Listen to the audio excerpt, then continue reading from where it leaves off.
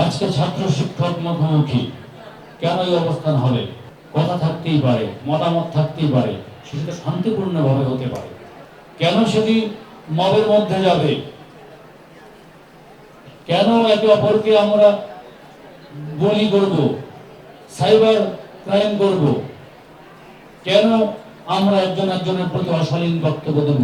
আমরা শিক্ষক হিসাবে কাউকে এগুলো শিখাই না। কারা শিখায়? তাদেরকে দয়া করে অনুরোধ করছি, যদি দেশপ্রেমিক হন, এই মুহূর্তে দেশ গঠন যদি আত্মনিয়োগ করতে চান, আমরা চাই সরকার কোনো কর্মকাণ্ডে বিব্রত না হোক। আমরা চাই আমাদের ছাত্ররা যেরকম 5ই আগস্টে তাদের ভূমিকা রেখে নতুন বাংলাদেশ বিনির্মাণে আত্মনিয়োগ করেছে, আত্মদান করেছে, পরবর্তী ছাত্র জনতা যারা আছেন তারা দেশ গঠনের ভূমিকা রাখবে। সেটি মব জাস্টিসের মধ্যে নয়, সুস্পষ্ট মতামতের মাধ্যমে, আমাদের গঠনমূলক মতামতের মাধ্যমে। আমাদের মতামতের ভিন্নতা থাকতেই পারে, প্রত্যেকের মতামতকে সম্মান করাটাই তো উচিত, তাই না? শিক্ষকের, ছাত্রের, আরো যদি অংশীদার থাকে, গার্ডিয়ান বা অভিভাবক, সমাজসেবী, যাই কিছু বলেন, প্রত্যেকের মতামতকে সম্মান জানাতে হবে। বিশেষের মাধ্যমে নিয়োজিত শিক্ষকরা আমরা আজকে কি সুবিধা পাচ্ছি, রাষ্ট্রে কতটুকু পাচ্ছি, সেটিকে আপনারা একবার বিবেচনা করেছেন? আমাদের শিক্ষকতা পেশা শেষ হয়ে যায় 4th গ্রেডে, আর যারা অন্যান্য শিক্ষক জায়গা আছেন তারা 1st গ্রেড পান, তারা সিনিয়র স্কেল পান, সিনিয়র 1st গ্রেড পান, তাই না? সিনিয়র সহকারী সচিবের মর্যাদা পান। তাহলে তারাও শিক্ষক, আমরাও শিক্ষক। আশা করেন বেশি, সুবিধা দেন কম, তা তো ঠিক না। আমরা এর মধ্যে থেকেই দেশকে দিচ্ছি, রাষ্ট্রকে দিচ্ছি।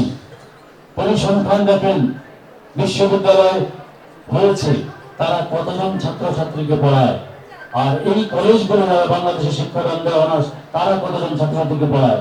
আমরা কিন্তু বেসিক নিডস, যেটি প্রাথমিক যোগ্যতা চাকরির জন্য, সেই শর্ত পূরণ করতে ভূমিকা রাখছে আমাদের বিশেষ সাধারণ শিক্ষকেরা। এই জাতি যদি শিক্ষকের মর্যাদা না দেয়, আপনারা যারা কথা বলছেন শিক্ষক হয়েও শিক্ষকের বিরুদ্ধে, আপনারাও শিক্ষকের মর্যাদা দেন। আপনারা শিক্ষা পেয়েছেন কোথায়? কোথায় শিক্ষা পেয়েছেন একবার ভেবে দেখেন। আপনারা তো প্রাইমারি থেকে শুরু করে কলেজের মাধ্যমে ইউনিভার্সিটি ভর্তি হয়েছেন, তাই না? তো তখন আপনাদেরকে কি ইউনিভার্সিটি থেকে কলেজে শিক্ষা দিয়েছিল? ইউনিভার্সিটি থেকে সেই স্কুলে শিক্ষা দিয়েছিল? আপনার মহত্ব কোথায়? পারস্পরিক শ্রদ্ধাবোধে, পারস্পরিক সম্মান দেওয়াতে, সেই জায়গা থেকে আমরা বিচ্যুত হচ্ছি।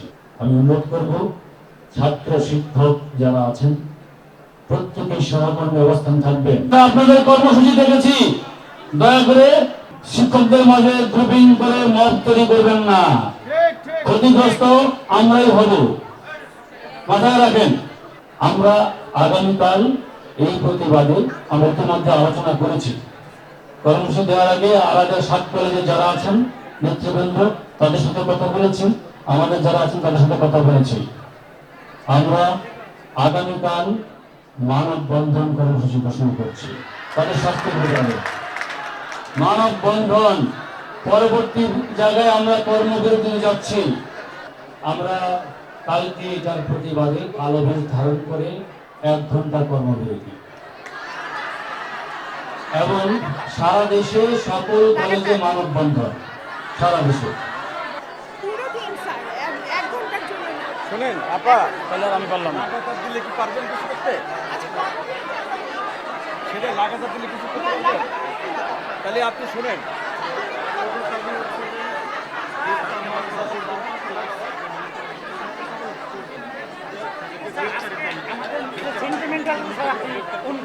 কথা বলছি তো। হ্যাঁ, কর্মবিরতি হবে। বসেন আপনারা, বসেন, আপনারা বসেন, বসেন, বসেন, বসেন, আপনারা বসেন, এই বসেন।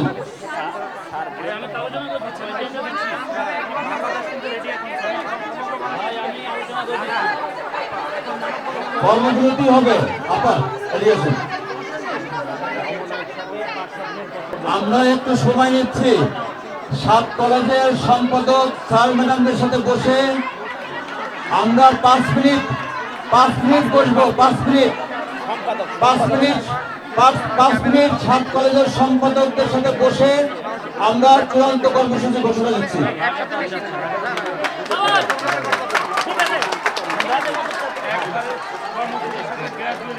সাত কলেজের সম্পাদক সাহেব একটু আসেন। অবশ্যই কালকে থেকে ক্লাস পরীক্ষা পর্যন্ত সমস্যা নাই, হবে সবই হবে, সমস্যা নাই। আপনারা সহযোগিতা করেন, আমরা একটু আলোচনা করি। অদ্য 12-10-2025 তারিখে সোমবার ঢাকা কলেজ শিক্ষক এবং নিয়মিত ছাত্রদের উপর হামলা, 12 লিখছে তো আজকে 13 তারিখ, অদ্য 13 তারিখ সোমবার ঢাকা কলেজ শিক্ষকদের ও নিয়মিত ছাত্রদের উপর হামলা ও টিচার্স লাউঞ্জে ভাঙচুরের প্রতিবাদে আগামীকাল 14-10 মঙ্গলবার সকল সরকারি কলেজ ও অন্যান্য অফিসে অবস্থান করে সর্বাত্মক কর্মবিরতি ও কালাব্যাস ধারণ।